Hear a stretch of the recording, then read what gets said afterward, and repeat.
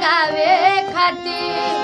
जतना रोवताड़ू हमके जगावे खातिर काश तनका सरवले हो तू पावे खातिर काश तनका सरवले हो तू पावे खातिर प्यार कैली उम्र भर निभावे खातिर प्यार कैली उम्र भर निभावे खातिर काश तनका सरवले हो तू पावे खातिर काश तनका सरवले हो तू पावे खातिर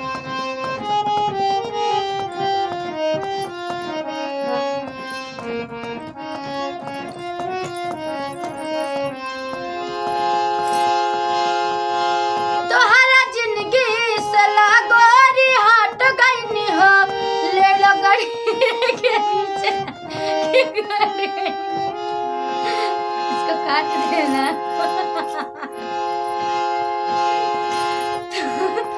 तोहरा जिंदगी से लागोरी हट गईनी हो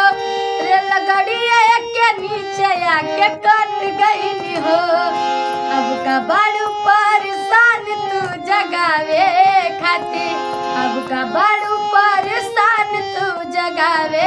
खातिर काश तनका सरवले हो तू पावे खातिर काश तनका सरवले हो तू पावे खातिर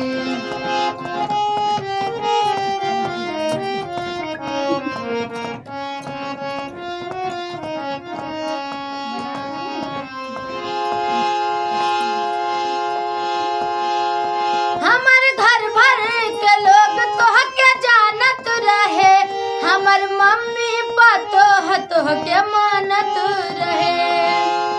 हमर घर भर के लोग तोहके जानत रहे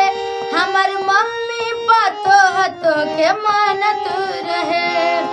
मुँह कवन लेके जैती देखावे खातिर काश तनका सदिहले हो तू पावे खातिर काश तनका सदिहले हो तू पावे खातिर